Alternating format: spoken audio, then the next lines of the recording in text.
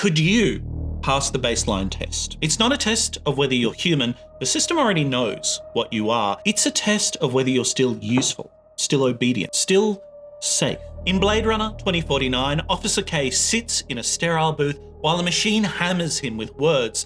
Do you like being separated from other people? Distinct. Distinct. Dreadfully distinct. Dreadfully distinct. Dark. Dark. Scanning for any flicker of resistance, any sign that he's becoming unreliable. If he fails, he dies. But if he passes, he gives up a piece of his soul. A soul the system he's forced to live in, to work in, to even kill in, won't even admit that he has. Fail the test and they retire you. Pass it and you stay a slave. That's the trap at the heart of this haunting, melancholy masterpiece. And Kay is caught in it until he isn't. He lies to save another. He begins to doubt everything he knows about himself. He meets the only man who's walked this path before, Rick Deckard. And somewhere along the way, Kay fails the test. He awakens. By the film's end, a revolution is stirring. The oppressed of this world are done accepting the two options, slavery or death. But Kay won't see that revolution. He's not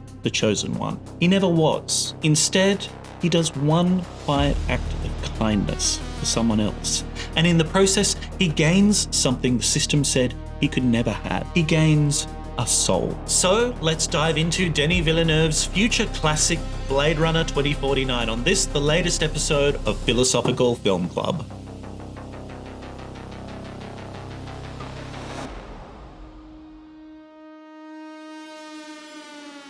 Now, Blade Runner 2049 is about a lot of things. Like its predecessor, Ridley Scott's Blade Runner, it's really an art house film and a philosophical meditation in disguise. Some people understandably found it slow when it premiered, but I really do find it a joy to watch. I lose myself in the whole cinematic experience, frame by frame. And I think what comes alive for me most is its atmosphere.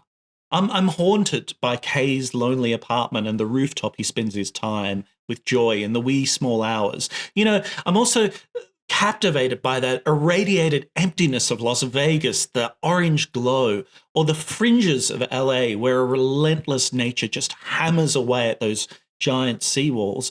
It's as if the planet has quietly had enough of us and is just trying to wash away the whole failed experiment.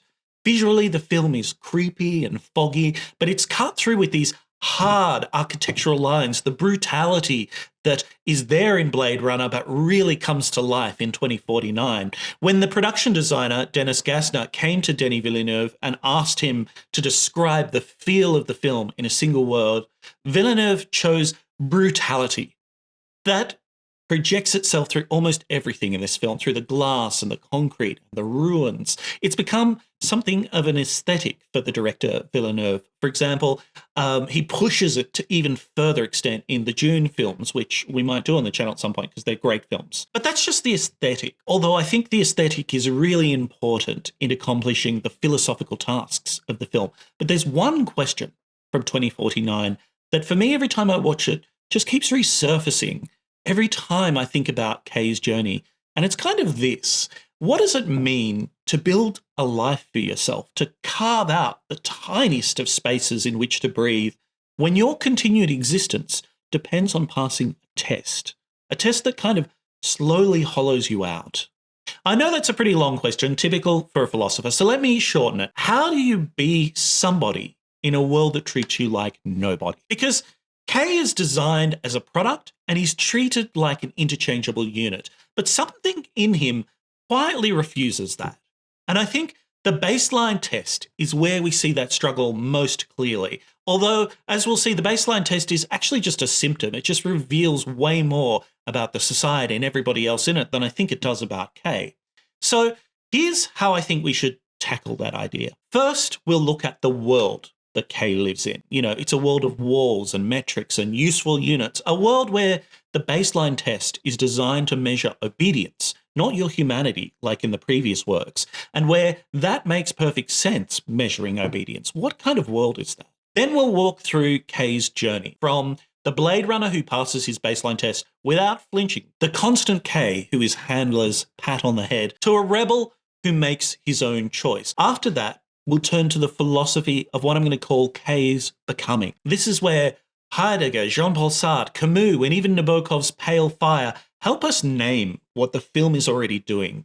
How someone designed as a product and treated as a replaceable part slowly becomes a person through the choices they commit to. And finally, we'll step back and we'll look at our own baseline tests, bringing in the original Blade Runner and Do Androids Dream of Electric Sheep so we can see all of this as one long conversation about empathy, about obedience, and about fundamentally who gets to count, as well as what it might mean to become who we are when we're under constant assault and assessment. But it might have been a while since you've seen the movie, so let's go back a bit. And a tiny warning, if you haven't seen Blade Runner 2049 yet and you care about spoilers, this is a good moment to pause, go and watch 2.5 hours of rain and despair, and then come back. We'll be waiting here with the same troubling questions you have. So, we're in Los Angeles, 3 decades after the original film, and the Tyrell Corporation, it's collapsed. A new titan has emerged, Neander Wallace, and he's bought up its remains. He's solved famine with synthetic farming,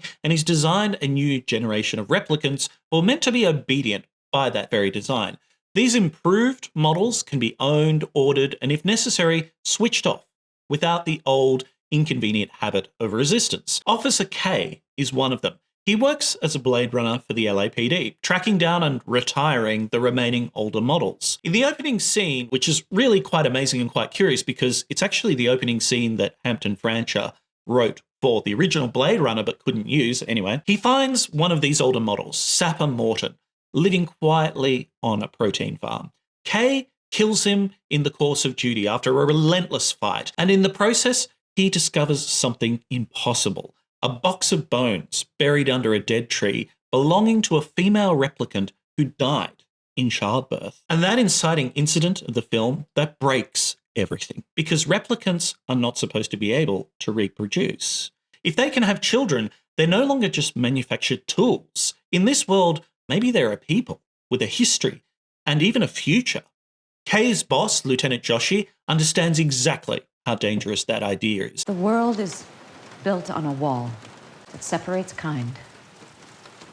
Tell either side there's no wall, you bought a war. She orders Kay to do the unthinkable, to find that child and to erase every trace. And not just the evidence, but the living person too. In Kay's view, this is a child who was born in the way humans are born, which means, in whatever language he has for it, it's a replicant child with a soul. But Joshi's logic is blunt. If word gets out, the carefully constructed wall between humans and replicants collapses. And if that wall collapses, then so too does whatever fragile social order that still holds itself together. The child has to disappear so that business can go on as usual. From there, Kay is pulled in 2 directions at once. I mean, officially, he's a cop following a case. He's tracking records, he's interviewing witnesses, and he's looking for anyone who knows about a replicant birth. But privately, he's a man who suddenly suspects that this case might be all about him. He finds traces of a child in an old orphanage. He finds his own implanted childhood memory, one of hiding a small wooden horse in a furnace while other kids relentlessly attack him. And he finds it there, apparently preserved and still in the dark place he hid it.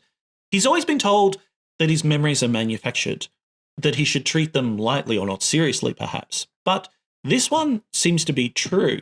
And that's really troubling because the memories are, as hinted at in the original Blade Runner and developed here, what keeps these replicants under control. So for the first time, Kay allows himself to just faintly suspect, maybe even hope, that he might be the miracle that everyone is afraid of, the chosen one. This contrasts pretty starkly with his home. It's a cramped apartment that he shares with Joy, a holographic companion sold as a domestic product. She cooks for him, she flirts with him, steps out onto his tiny balcony when it rains and calls him by a name. A real boy needs a real name.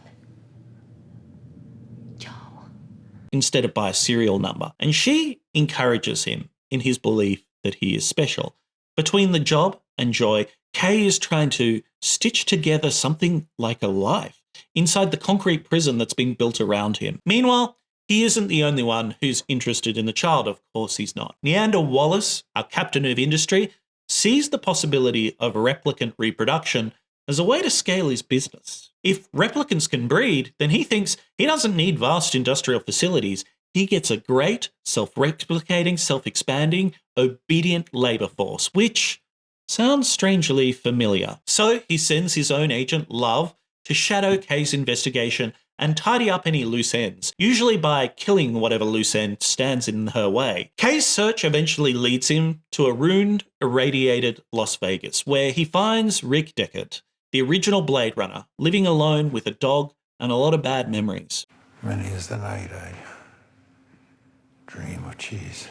Deckard, we learn, is the father of the child, and the mother, as many viewers will have already guessed, was Rachel. Their child has been hidden away, protected by a loose network of replicants who see his birth as the foundation of their freedom. By this point, everything Kay has been clinging to starts to come apart. Love captures him. Joy is destroyed in front of him when her portable emanator is crushed, and he's rescued by a group of underground replicants with their own agenda, who finally tell him the truth. He is not the child. You imagined it was you. We all wish it was us. That memory that made him feel special was real, but it belonged to someone else and was repurposed as an implant. On paper, he's back right where he started, just another replicant with a serial number. But that's the exact moment where he is confronted with a pure, genuine choice. The replicants want Deckard sacrificed to keep the cause safe. Wallace wants Deckard broken so he can extract the location of the child and its secret. Kay is stranded in between with nothing left.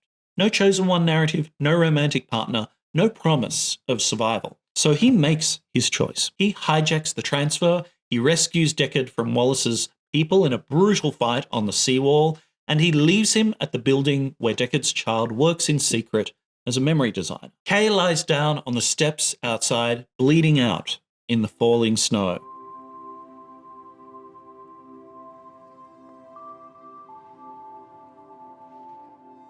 While Deckard goes in to finally meet the person whose existence has reshaped his own, his child. Now, in the film, we don't see the larger revolution. The wall between kinds may fall, or it may not. But what we do see is a man who, for once, has done something that isn't for a baseline test or a boss. We leave the film with our hero, who isn't really a hero, transformed. Perhaps he's even discovered that he has a soul. It's also worth knowing that 2049 doesn't stand entirely on its own. 3 short films fill in some of the gaps. There's Blackout 2022, 2036 Nexus Dawn, and 2048 Nowhere to Run.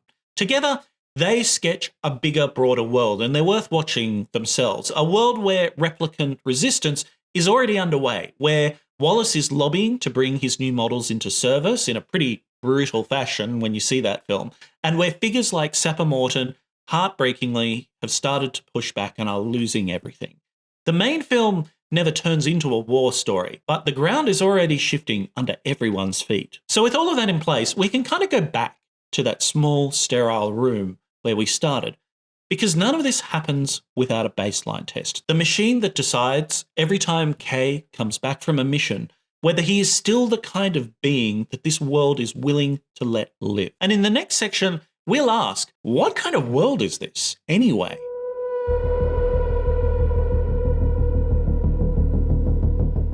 Because I think the scene that shakes us the most and kind of reverberates throughout the rest of the film, particularly the first time we encounter it, is this one. Cells. Cells. Have you ever been in an institution? Cells. Cells. Do they keep you in a cell? Cells. Cells. When you're not performing your duties, do they keep you in a little box? Cells. Cells. Interlinked. Interlinked. What's it like to hold the hand of someone you love? Interlinked. Interlinked. Do they teach you how to feel finger to finger? Interlinked. Interlinked. Do you long for having your heart interlinked? Interlinked. Interlinked. Do you dream about being interlinked? Interlinked. What's it like to hold your child in your arms? Interlinked. Interlinked. Do you feel that there's a part of you that's missing? Interlinked. Interlinked. Within cells, interlinked. Within cells interlinked. Why don't you say that 3 times? Within cells, interlinked. Within cells interlinked. Within cells interlinked. Within cells interlinked. We're done. Constant K. And it's shaking for a few reasons.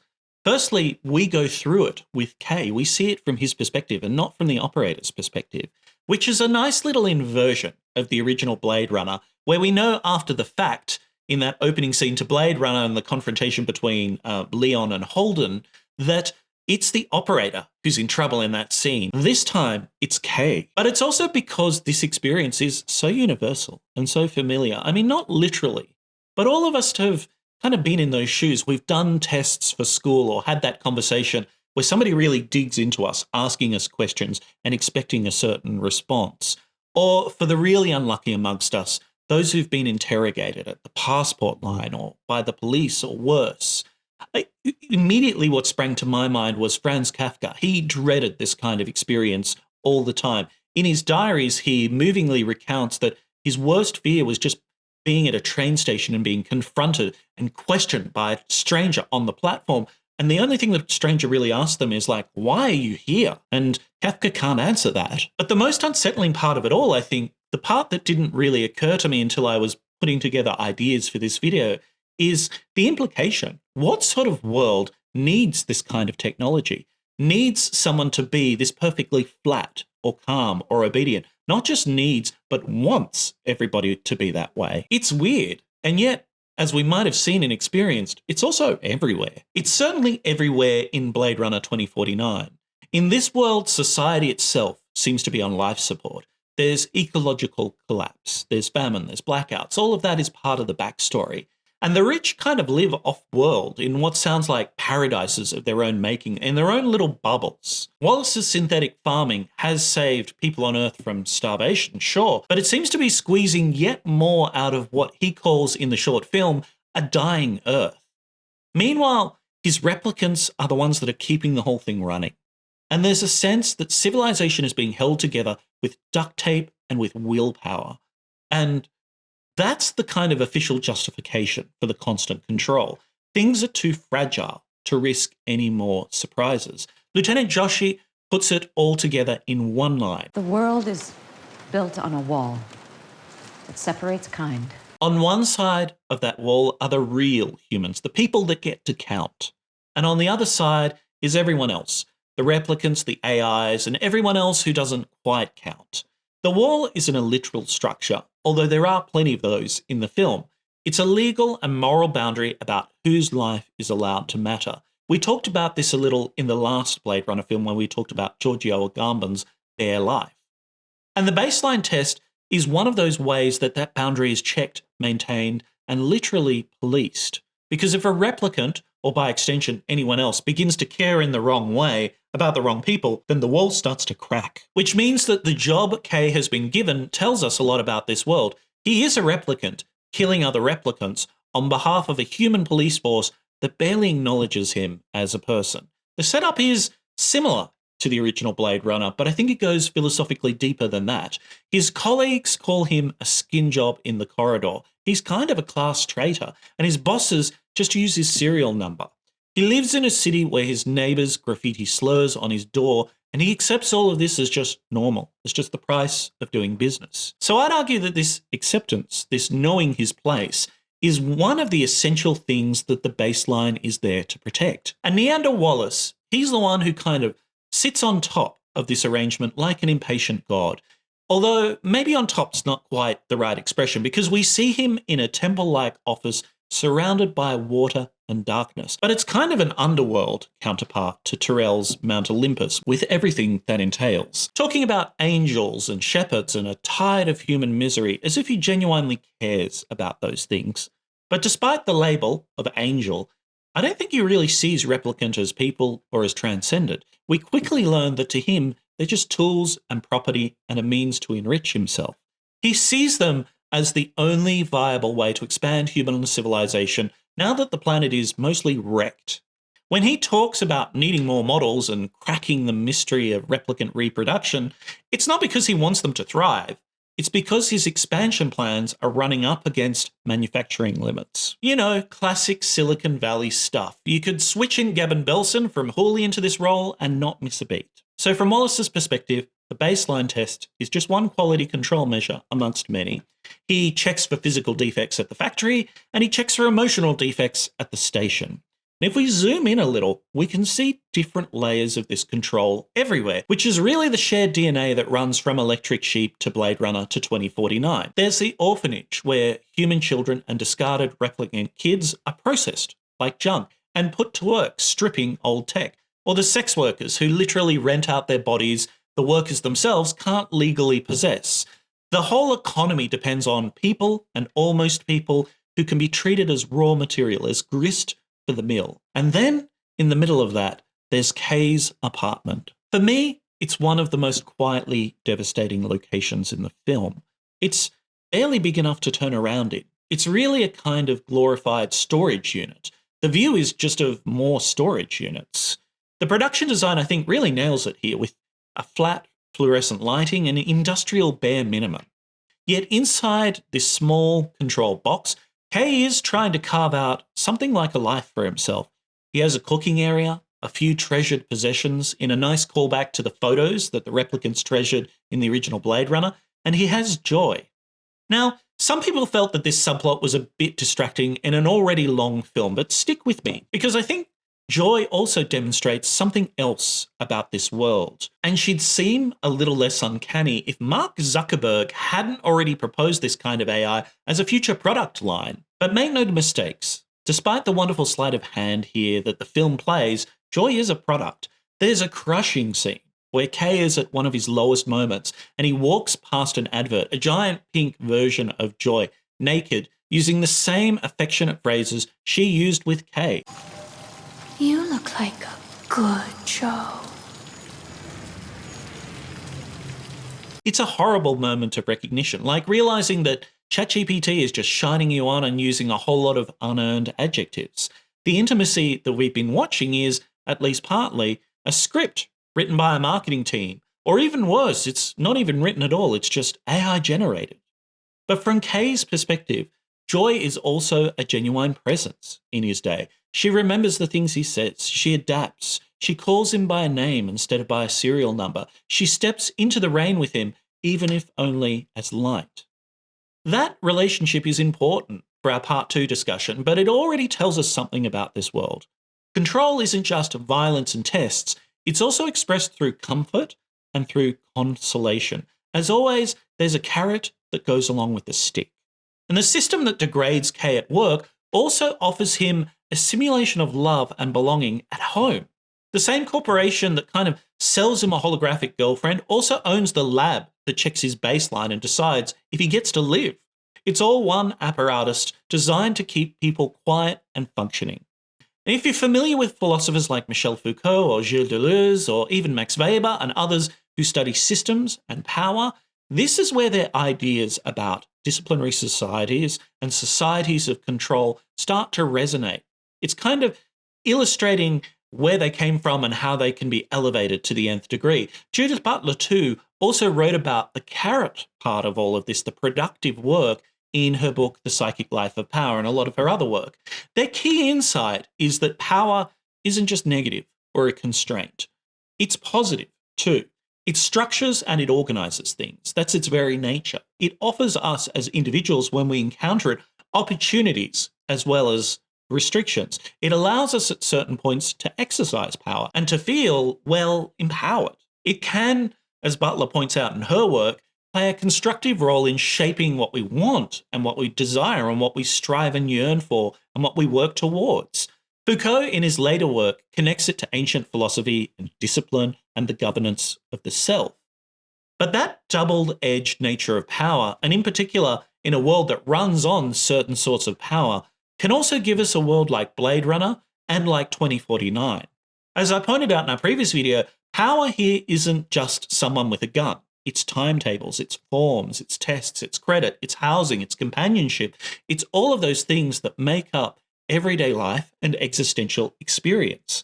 In 2049, that power extends to the point where Kay's inner life is treated as a resource that needs monitoring and constant monitoring. And who knows what else others in that world have to live with in the grimly drawn future of 2049.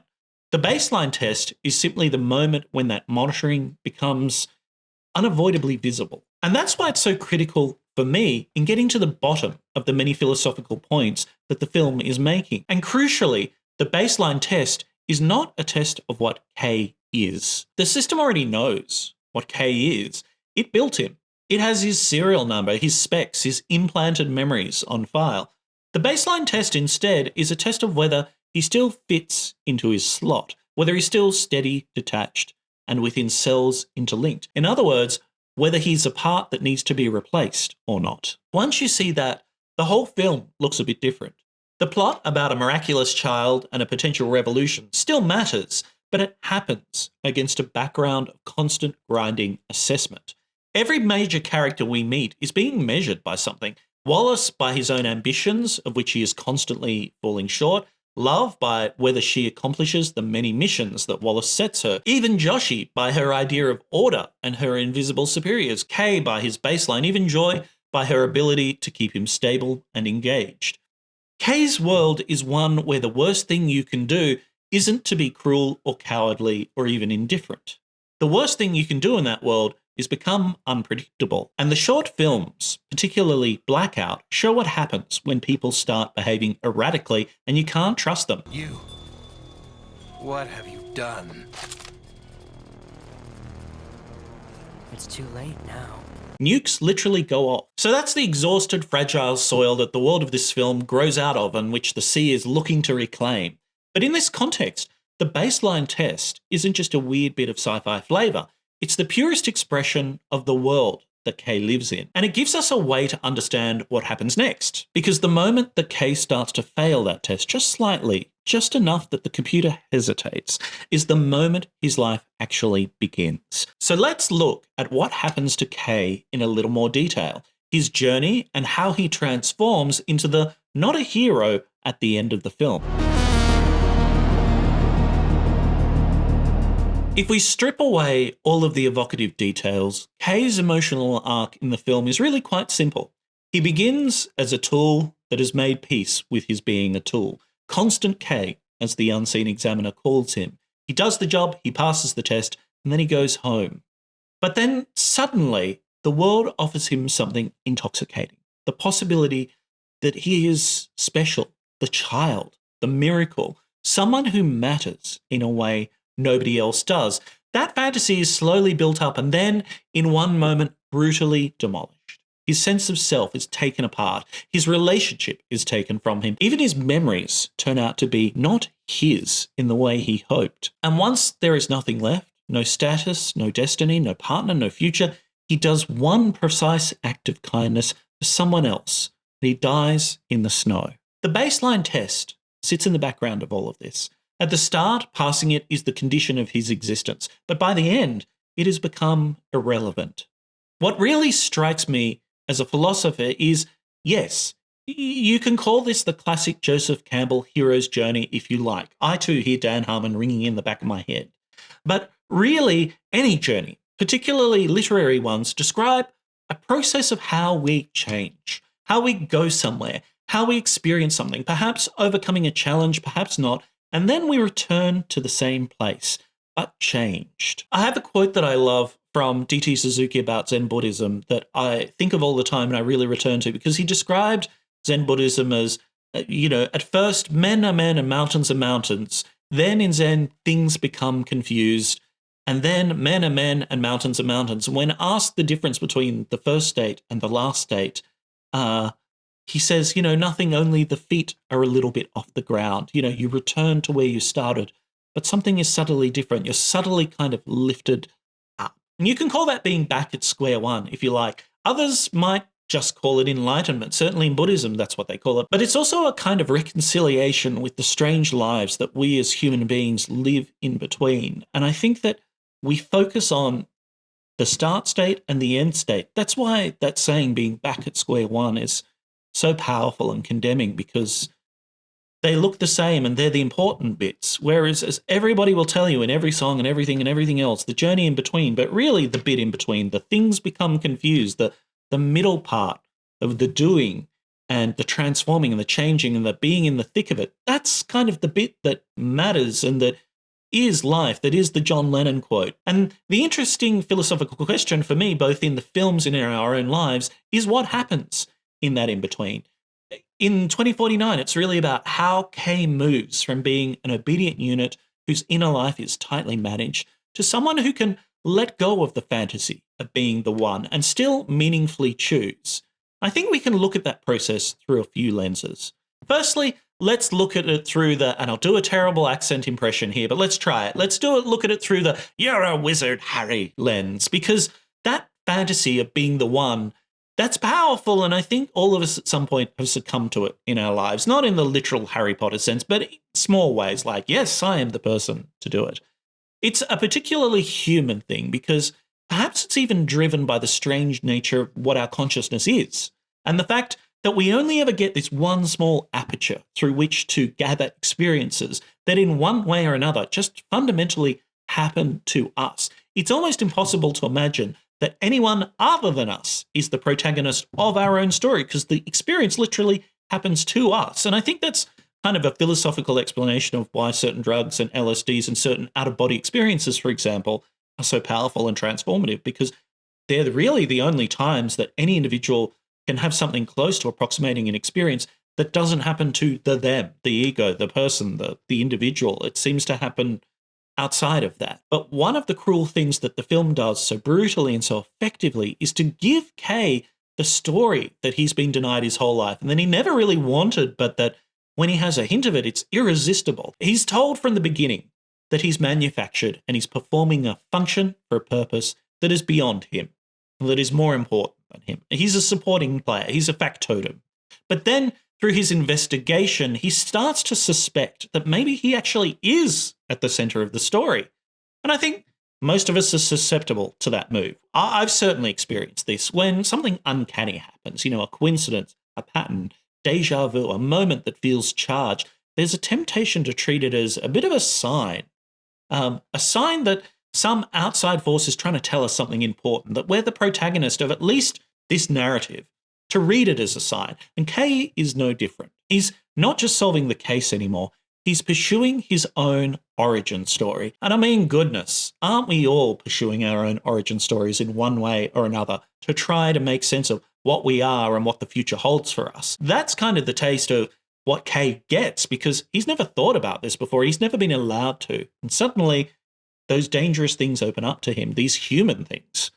But philosophically, this is kind of a clash between two ways of understanding who you are. One is an essentialist understanding.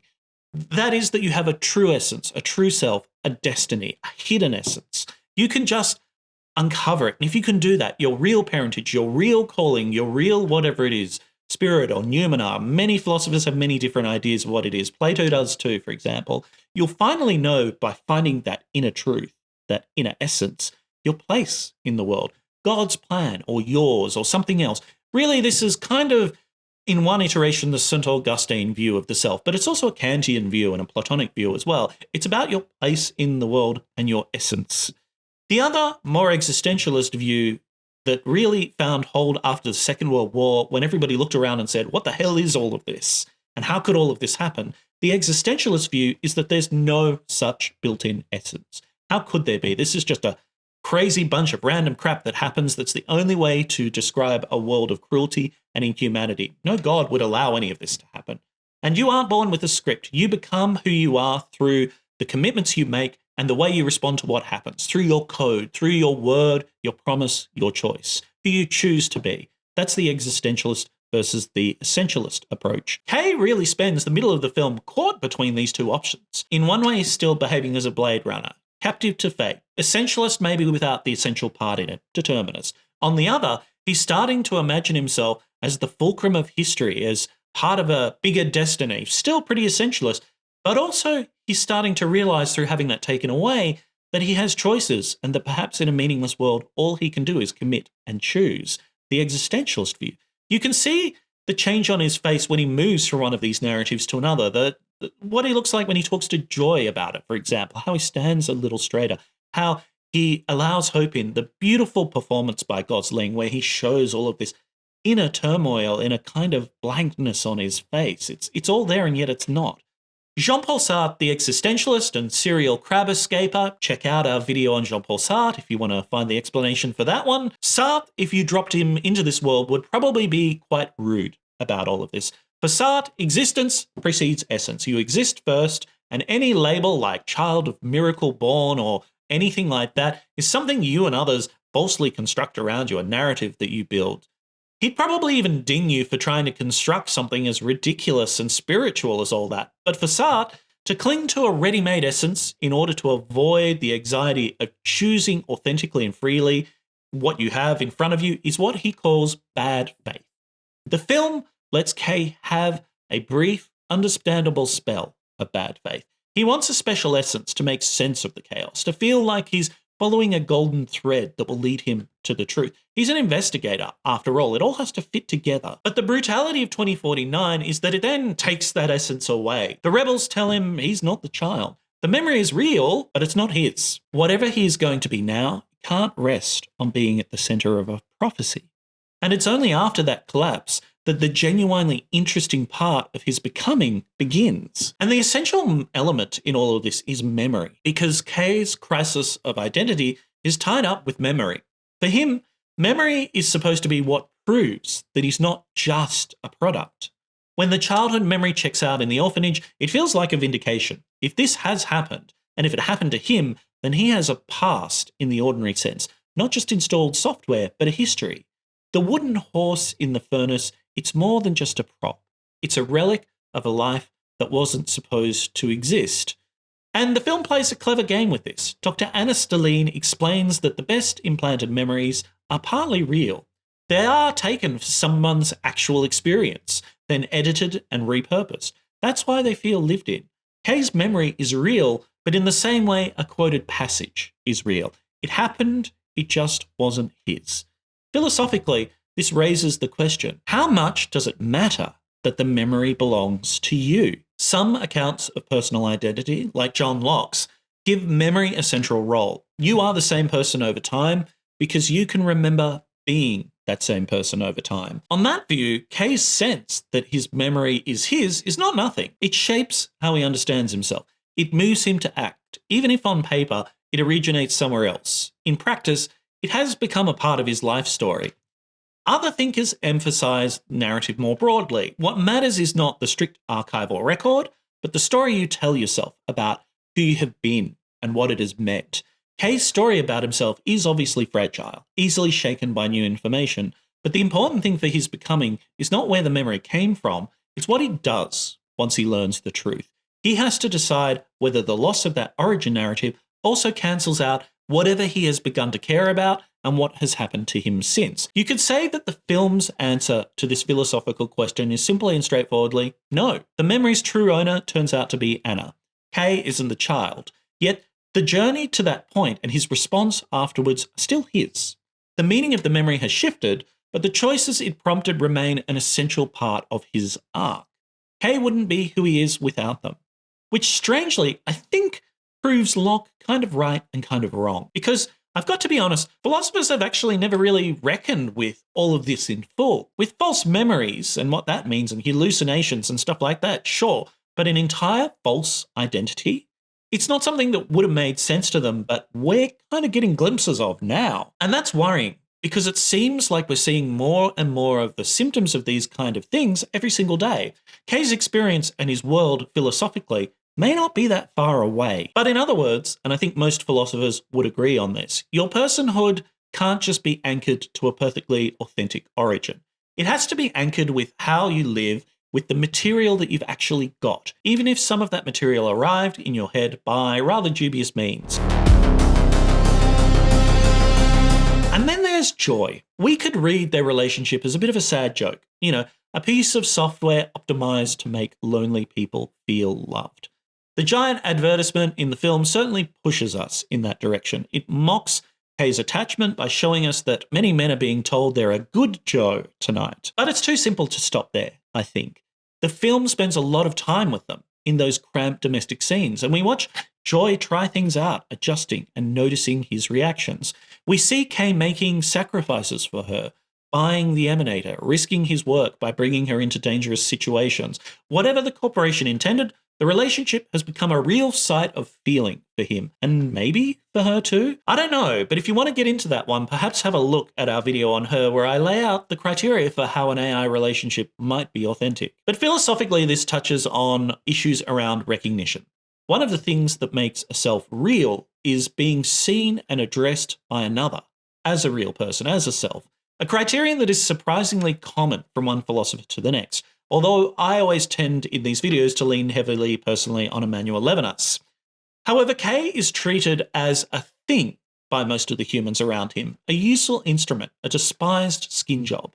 Joy, scripted or not, looks at him as someone. She gives him a name that isn't a serial number. She insists that there is more than they say. Now, that doesn't magically make her a person in the legal sense, or solve ethical nightmares of selling companionship as a service, but it shows us why Kay might cling to this bond, and why we kind of do as the audience as well. His becoming isn't happening in isolation. It's happening in relationship to a being who, in some sense, mirrors back to him the possibility of being more than his function. But it also challenges us, because Joy also seems to exist in this in-between state of personhood too. It's interesting that she really seems like a person in the film where there's risk attached, when she can actually die or end or whatever it is. And from the point of view of the company that made her, it's just a loser that's lost a license. But from Kay's point of view, he has lost the only person who insisted that he was not just a thing. That loss is part of what clears the stage for his final choice. Without Joy, without the fantasy of being the child, without a promising future, any action he takes will be painfully free of narrative comfort. And sorry to drag them back in again, but this is something that I think the existential philosophers and those who are adjacent to them just get, in a way that other philosophy often doesn't quite capture. Because we've quoted some of his ideas before, but Martin Heidegger's whole deal as a philosopher is being towards death. The idea that an authentic life involves facing up to your finitude and letting that awareness shape all of your choices. Most of the time, he says, we flee from that. We bury ourselves in distractions and in roles. We live according to the they, the other, what they think people like us are supposed to do, even though the they doesn't really exist. Kay's life at the beginning of this film is just pure they. He is the model Blade Runner, living out exactly what is expected of a compliant replicant. Everything is handed over to the other, right down to the test that determines his own finitude. His death, if it came then, would be a line in a file, nothing particularly his about it. But by the time we reach the fight near the seawall, that has changed. Kay knows he's going to die if he intervenes. He also knows that no one will build a religion around his act. There is no prophecy promising that his sacrifice will save the world. He's not the child. He's not the leader of the revolution. He's a tired man making a decision in a car, knowing that the only people who will ever fully understand why he did it are already in the other vehicle. In choosing to rescue Deckard and to reunite him with his child, Kay is doing something that looks a lot like what Albert Camus calls revolt. Not a dramatic uprising, but a refusal to accept the terms he has been given. The system says, you are a tool. Your job is to obey until we turn you off. Kay says, in effect, I will decide what to do with what's left of my life, and I will do it for someone else, not because I believed in a grand cause with a guaranteed outcome or reward, but because I've decided that this is worth doing.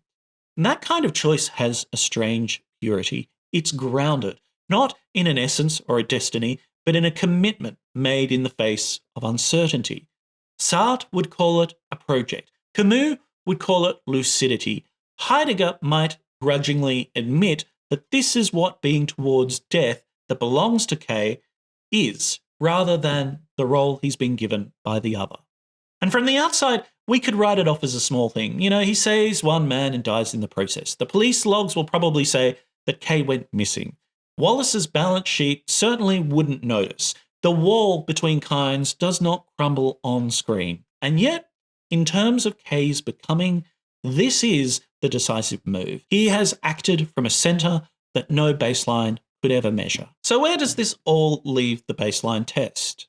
Well, at the start of the film, it looks like the measure of reality. Pass and you're allowed to go on existing, fail and you're removed. From that perspective, the healthiest thing that Kay can do is stay within baseline, to sand down any edges or feelings or thoughts that might produce a bad score. By the end, the logic has inverted. The moments that mark Kay out as a person, his refusal to kill the child, his lie to Joshi, his attachment to Joy, his devastation at losing his story, his decision to save Deckard, are exactly the moments that make him fail that test and make him a person. He doesn't become someone by learning how to pass better. He becomes someone by reaching the point where passing no longer matters as much as doing what he has decided is right. Now, that doesn't mean that tests and metrics are meaningless in a world such as ours, although to me it does mean that when you encounter a test or a metric or a standard or something that people should be measured by, you should really ask what it's doing and whether it should be doing that. But it does suggest that if your whole sense of self is built around never putting a foot wrong and always staying within baseline, you might be living a life that's not yours, but theirs. But let's bring it all together. In this video, I've tried to highlight the philosophical themes I think are relatively unique to 2049, while recognizing that they run through all the films and the book. But I think 2049 poses a unique challenge to the other books and films too, asking not just what it is to be a human, but what it is to have a soul.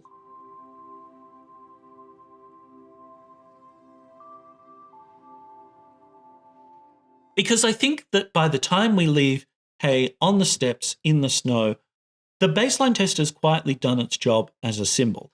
It's shown us a world that worries less about who is what and more about how they can be kept in line. But if we zoom out across the whole Blade Runner universe, Dick's novel, Scott's film, Villeneuve's sequel, we start to see a longer arc. It runs through a series of tests that all claim to tell us who counts, and if being human is merely enough. Because in Android's dream of electric sheep, the big idea is empathy. Owning a real animal proves status. Plugging into an empathy box lets us share a saint's suffering. The Voight-Kampff test there tries to measure emotional response in the eyes and other factors.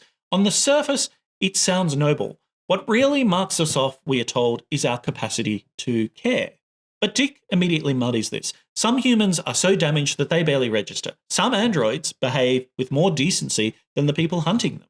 There is a whole underclass of specials, human who fail the social baseline and are quietly shunted aside, despite perhaps having the most moral worth of all. Being human does not guarantee much beyond a slightly better position in the queue. And in Ridley Scott's Blade Runner, he doubles down. The Voight-Kampff machine is supposed to sort the humans from the replicants, but the most real empathy in the film flows the wrong way. Roy Batty's final act of mercy, his tears in rain, puts the question back on us.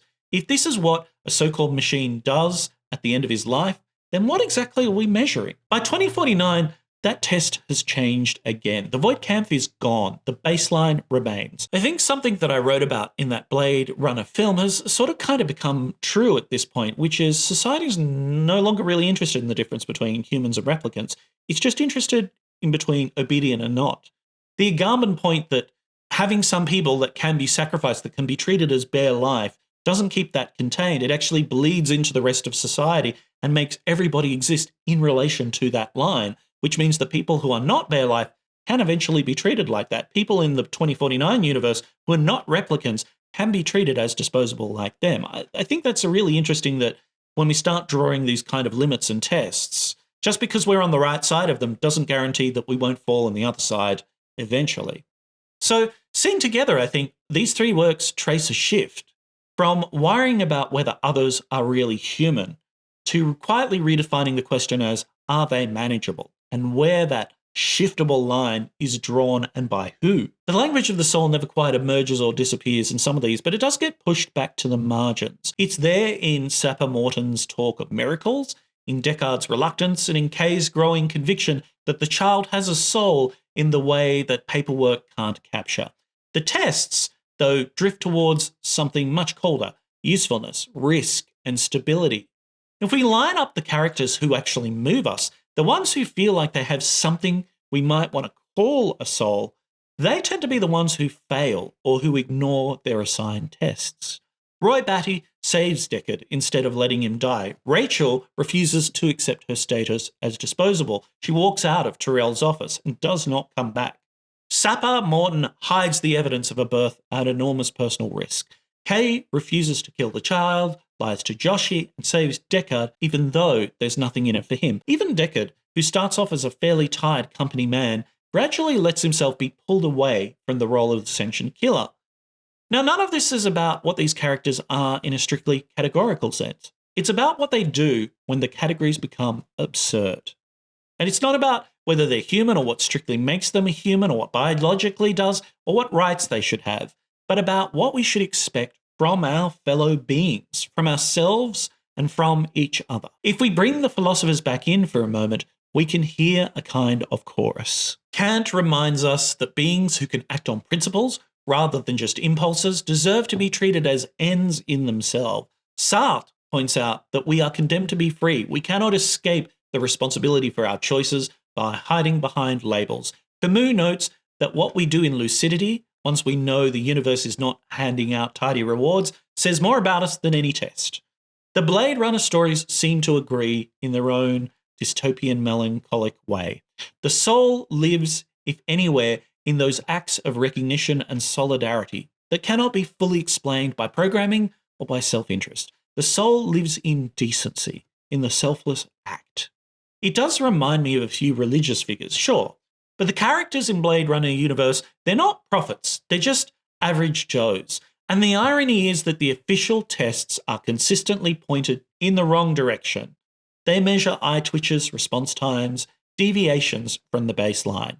But they miss the one thing that might actually matter. We, thankfully, do not have to stand in a white booth while someone barks Nabokov at us. That's probably somebody's fetish, isn't it? Our tests are gentler and more diffuse and really more insidious because of it. They arrive as performance reviews, risk assessments, credit scores, engagement metrics, wellness targets, reputation systems. There's usually no single mechanic deciding whether we live or die, but there are a lot of them, and they often decide whether we truly flourish or not. Still, their logic is eerily familiar. Are we stable? Are we productive? Do we fit the expected profile or role? Are we within baseline for people like us, or for what the position expects of us? Over time, it becomes easy to internalize this. We start thinking of ourselves sometimes as a series of scores and outputs. Definitely if you wear an Apple Watch, right? We anticipate the judgment. We smooth out the parts of us that might unsettle the system that we rely on. We don't need a cop with a gun. We carry the baseline around in our heads.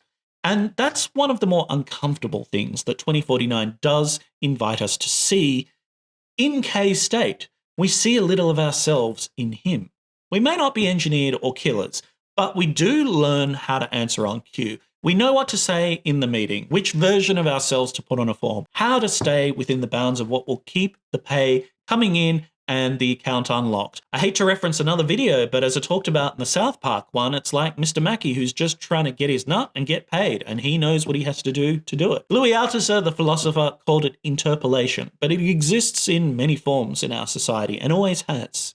And the question, I think, is not whether we can or we should opt out of this.